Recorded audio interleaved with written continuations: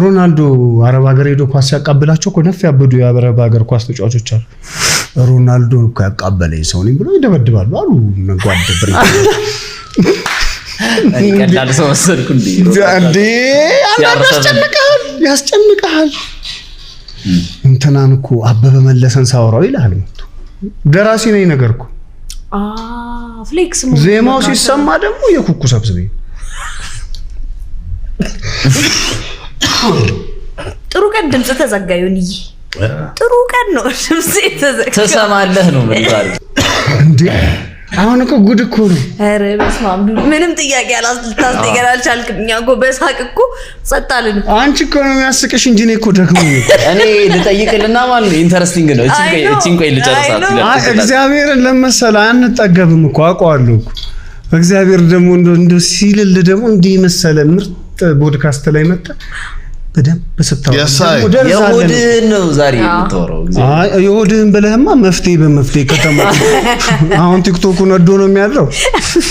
አላህ ይሁን ቲክቶክ ስማ ሉሊ፣ አሁን እንትን ስለ ጓደኛው የቅርብ ሰዎች እንደዚህ እንዳረጉ ቢትሬይ እንዳረጉ ወይም በቃ ወስደው እንደጠፉ አይነት ነገር ስታወራ ስለነበር ማለት ነው። በጣም ብዙ ሰው በጓደኛ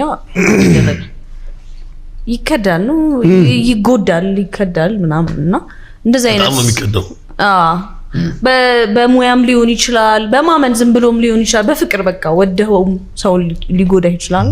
እንደዚህ አይነት ሲቹዌሽን ላይ ያሉ ሰዎች አሁን ራይት ነው ላሉ ሰዎች አንተ ካለፍክበት ነገር ይኸውልህ፣ በመጀመሪያ ደረጃ ሁሉ ነገር አይነገርም ለሰው።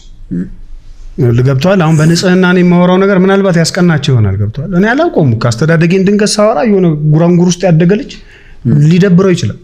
ስለዚህ ሁሉ ነገር ብልህ ብንሆን እንደ ንስር ረቀቅ አድርገን ብናስብ ረቀቅ መጠቅ ብለን ብናስብ አይሻል? ሁሉን ነገር እያወራው ገብቶሻል አይደል? ደግሞ አይወድቅም ማማወራው ነገር። አሁን እንኳን ሳወራ ደርዝ የለኝ አለ። ኧረ በጣም ያበደም እኔ የሆነ ጃጅቼን እንጂ ነው የመጣሁት። ሪስፔክት አድርጌ ሚሊየን ፊት ነው የምንቀርበው አይደለ?